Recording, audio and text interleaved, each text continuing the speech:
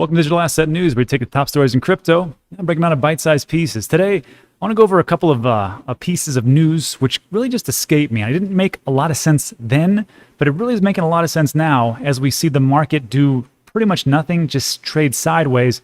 And I believe a lot of people are front-running us. So first up, we're going to talk about State Street Bank with its trillions of assets under management getting into the crypto game, which is the same thing we've been hearing about from another large bank, BNY Mellon. Again, trillions of assets under management. And the whole story about what happened with NYDIG and NCR, $6 billion as more banks, small to medium banks, get into the crypto game. And again, this didn't make much sense to me, but now I see it.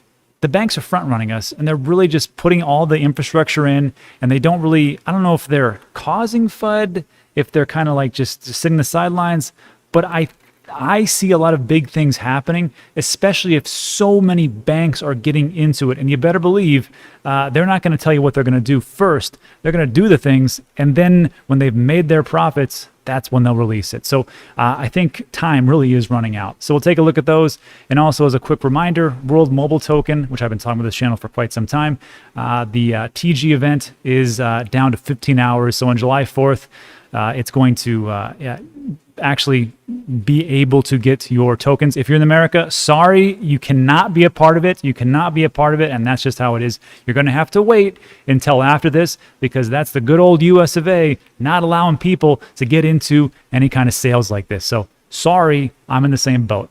So we'll take a look at those things, and then we'll go over that. But first, take a look at what's going on into the market. So the market's doing pretty good. I mean, we're up to 1.44 trillion. But again, not a big deal because we were at 2.5 trillion. That's my goal. I want to see 2.5 trillion or even 5 trillion by the end of the year.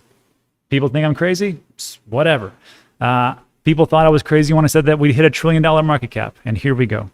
But so we got Bitcoin at 34,000. Let me blow this up so you can see what I see a little bit better. Anything great going on? 7-day change. Wow, Bitcoin's up 10%. It's pretty good. 24% for Ethereum. Ethereum's going to pump, just so you guys know, until middle of July when EIP 1559 comes around, and then it'll probably fall back down. But I see Ethereum going up because that is what is supposed to help with the gas fees, and that's debatable, so we'll find out. Tether's Tether, nobody cares. Binance Coin, 10%. Cardano at 15%. Cardano was added to Grayscale's trust, so I think they're number 3 now in the Grayscale trust, and they gobbled a lot of that up. So look, if you're looking for smart money, it doesn't get much smarter than Grayscale. They're the ones that bought Bitcoin back in like 2012, 2013. So if you look at what they buy and then just kind of go from there. Not investment advice, that is investment opinion, like everything else I talk about on this channel.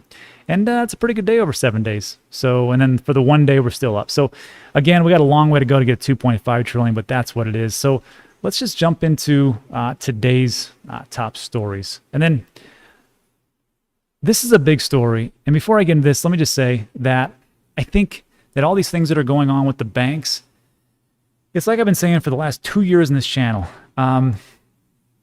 There is a time when all the money is made, and it's not made when there's that big hockey stick and it all goes to the roof. That's when all the dumb money gets in. Sorry, it's just the truth. The smart money, this is it. This is the time when everybody just starts slowly accumulating, when it's super boring and everything's moving to the sideways and it's just totally unsexy. That's just how it is. And then people just don't pay attention. So like, to me, I keep trying to beat this same message in, and it's very few people that get it. So if you're watching this video, you're one of the few. Thanks. Invite me to your island when you make it. And this, I think, is going to make a lot of sense. So State Street, who are they? Why are they getting into crypto? Well, they're a huge bank, trillions of assets under management. State Street, a U.S. custody bank that oversees about a measly $40 trillion in assets, yikes, has launched a crypto division. State Street said it is expanding its digital reach to include crypto, central bank digital currencies, blockchains, and tokenization, and will upgrade its existing global link platform into a multi-asset digital trading system. Sounds good. I like that already. In April, CoinDesk reported that State Street was working on a new trading platform for digital assets set to go live mid-year through a partnership between the bank's CurrentX trading tech provider and London-based Pure Digital. which develops infrastructure for foreign exchange trading platforms. That was boring, right? But they just pretty much played it down because at that time, State Street representatives played down the possibility that the bank would use the platform to trade crypto. No, we're not going to do anything like this. Why would they say that? Why would they be like, yeah, we're going to trade crypto, so you should probably get a bunch of crypto? No. They're like, no, we're just testing some things out, and maybe we'll get into it, but we're not too sure. Then all of a sudden, they're like, wow, that was the idea the whole time. And then here we are going, man, maybe Dan was right. Maybe we should have, maybe front run these guys before they front run us. So digital assets are quickly becoming integrated into the existing framework of financial services, and it is critical we have the tools in place to provide our clients with solutions for both their traditional investment needs as well as their increased digital needs, State Street CEO Ron O'Hanley said. So that's just one piece of the puzzle. And then to finish this up, State Street was appointed as the fund administrator and transfer agent of the Van Eck Bitcoin Trust. Guess what Van Eck is doing right now? They just submitted, well, not just submitted, but they're one of the big ones that submitted for a Bitcoin ETF. And from the rumblings that I hear, it's actually going to go through. Now, do not take that as gospel. That is just rumor, chisme, whatever you want to call it. But I hear for some pretty big people that it's going to happen. And that's one of the holy grails we've been waiting for a long time, a Bitcoin ETF. I don't see the big deal. I can still get it, but that is one of my major flaws. I just assume everybody's like me and they go to all these different exchanges and all these whacked out dexes and get their crypto. They don't. There's a lot of people out there. Do not do that. They want an ETF. They got a lot of money on the sidelines. That's fine. I'll take all the money that you want to throw at me. Lastly, when BNY Mellon entered the crypto space, that pretty much forced State Street to get involved. Who are they? Well, they're these guys. BNY Mellon to offer Bitcoin services. Bank of New York Mellon, the nation's oldest bank, said Thursday it will begin financing Bitcoin and other digital currencies. It will eventually allow digital currencies to pass through the small financial network it currently uses for more traditional holdings like U.S. Treasury bonds and equities. Now, granted, this was on February 11th. So who is it BNY Mellon? Why do I care? Why should you care? Well, they're also another big player in the game, and they've got 41 trillion assets under custody and or administration, 2.2 trillion assets under management. Are all these assets going to go into cryptocurrency? No. Are some of them? Yes. And if you just take a 5% here and a 10% there from all the different banks that are getting in, it's a pretty big piece of the pie on top of the retail investor, which leads me to my next point. So we've got this thing called NYDIG and NCR. We've covered this at length many a times. I'm just going to paraphrase this. 650 U.S. banks will soon be able to offer Bitcoin purchases to 24 million customers. There was a deal between payments giant NCR and NYDIG, and they're going to allow community banks and credit unions to be able to offer their clients crypto trading through mobile apps built by the payment provider. Why? Why are they doing all this? They've already got all the fiat that they want to, fractional reserve lending. They're riding a gravy train with biscuit wheels. Why would they want to get into cryptocurrency? And the reason is because, as it states here, and which makes a lot of sense to me, they are tired of seeing crypto purchases made from their accounts to outside exchanges, basically just letting everything just go away. By providing these clients a way to buy Bitcoin and eventually spend it within their existing accounts, the traditional financial institutions are part of a rising tide of those companies in direct competition with cryptocurrency exchanges. So look, financial opinion, not financial advice. But when I see these articles of these huge banks getting into, in 2017 when I got into it, if we had heard of any bank really getting into it, we would have lost our minds, and it would have gone over $1 trillion at that point, and we only had 860 billion. Now it's just the news after the news after the news of positivity. So why isn't the market going up? Well, some people say it's overvalued. Some people say that the people are front running. Some people say that there is a lot of manipulation. I can't tell you. And then, of course, some people also say that people are taking profits, which I think is a pretty good point. I think it all comes down to this. Is it overvalued? Maybe. But if you look at what's going to happen in the future, I mean, that's the whole point of investing, right? You invest into the future. I'm not investing in today. Does Cardano do everything as far as like smart contracts and dApps? It doesn't have smart contracts functionality.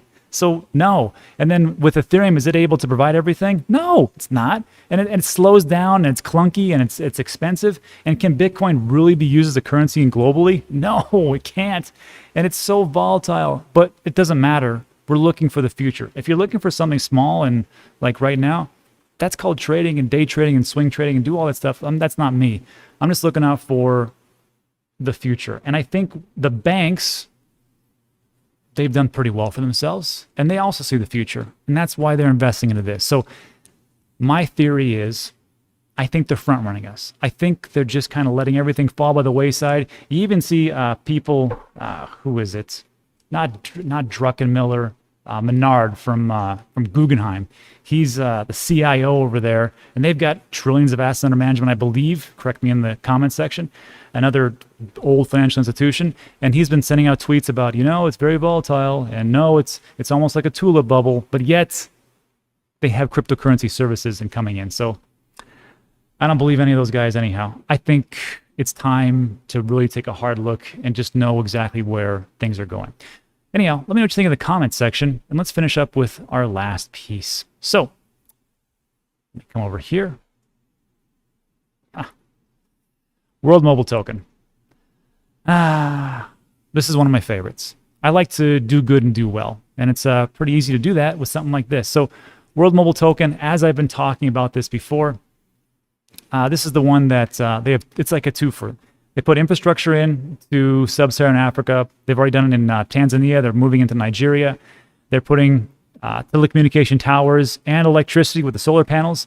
That's the first part. The second part is they do everything on the blockchain for the digital ID built on the Cardano network. And it's going to have a token generation event coming up on July 4th.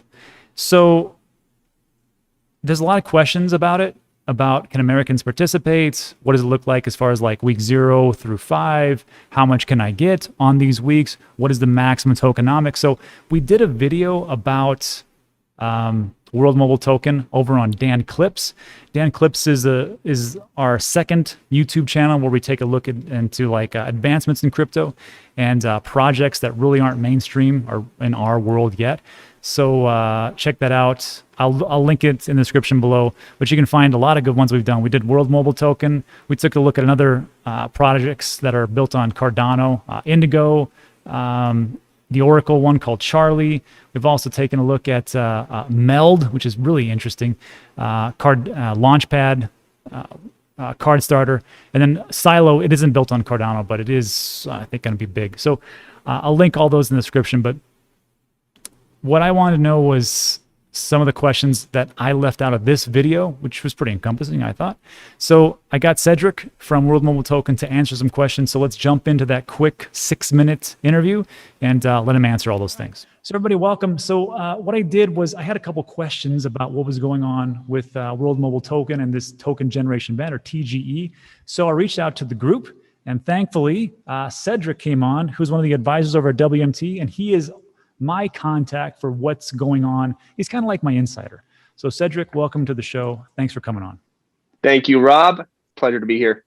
So these are the questions that I get a lot. And these are questions I have in my head too. So talk to us, because I know we're going to have, the vault was already generated. People already went to the website. They generated their vault. Talk about this token generation event, because I think everything starts July 4th, right? Yeah. If you haven't created a vault, you have time to do it for the entire 6-week duration of the token sale. So go to the site, worldmobiletoken.com, and make your vault. But this is the moment we've all been waiting for. It's the TGE, which officially opens for token reservations on Sunday, July 4th at 11 a.m. UTC. So just so everybody knows, 11 a.m. UTC. Americans, I'm sorry, you cannot participate because of regulatory issues. So that's why the UTC thing goes in. So, okay. So 4th of July, everybody goes in the vault so they can come in. But this is the thing that confused me. You guys have week 0 through week 5. What happens on week 0? How much can people buy as far as the World Mobile Token? Because I think the max supply is 2 billion, right? The max supply is 2 billion, but there's only 200 million tokens available for the public sale. The rest are locked and going to be, distributed over a 20-year span. On week 0 for the sale, we limit how much of that 200 million public sale allotment is sold to 25%.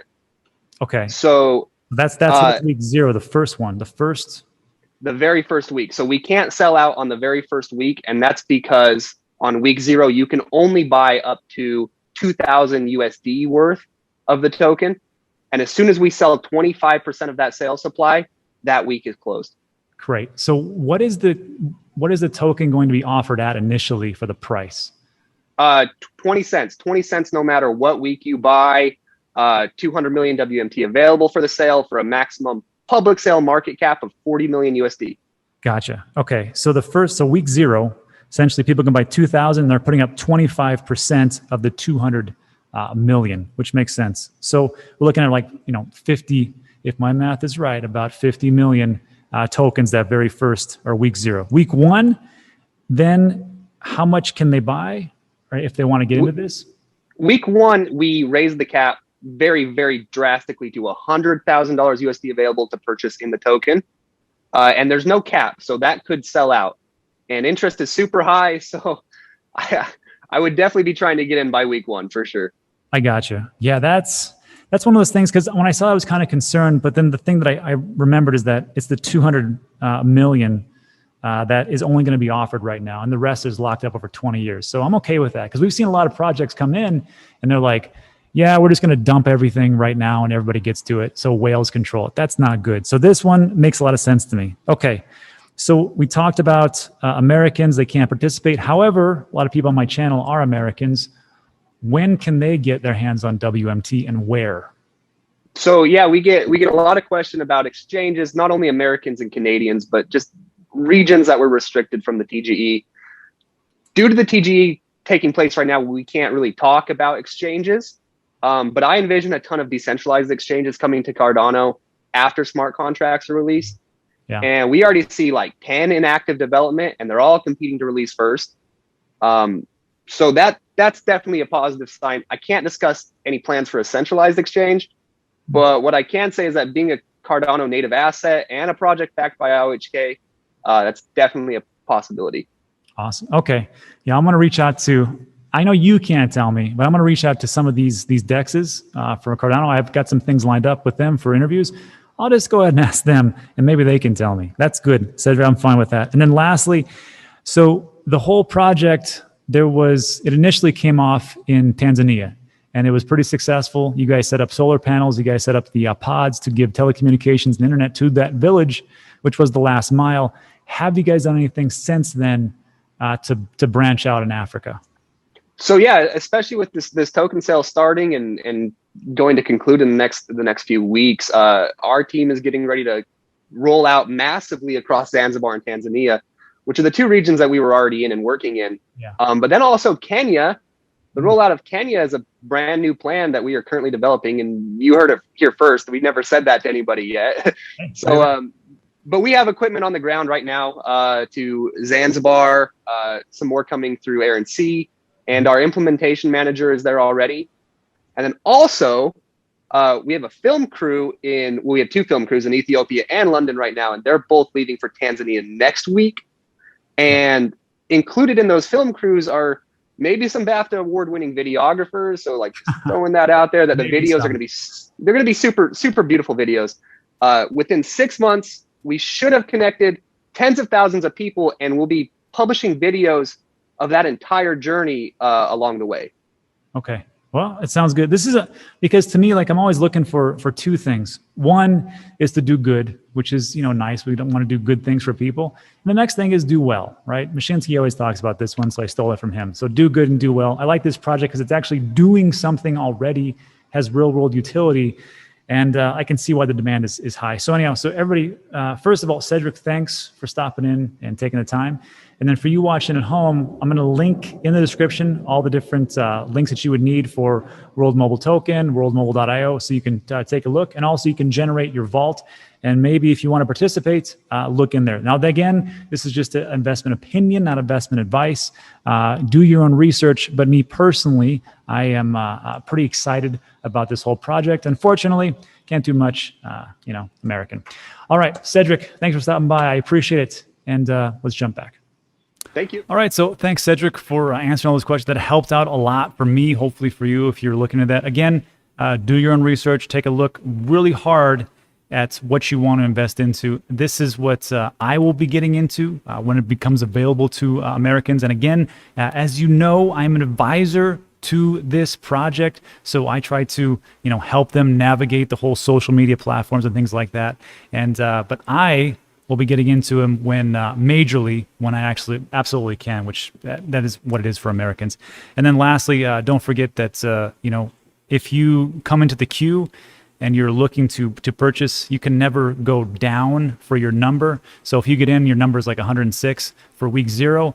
On week 1, it'll still be 106, and if other people drop off, you'll still be in that number. And you can never lose your spot or go down, but you can only increase if other people drop out or decide not to buy. So that is what is going on, and to me, I think it's a pretty big project. All right, so that's it. So if you made it to the end, first of all, thanks for watching all the way. I appreciate it. If you liked the video, give it a thumbs up, give it a like. Also consider subscribing. A lot of things we talk about on this channel are time sensitive, and that is it for today. So enjoy your weekend. I appreciate it, and I'll see you on the next one.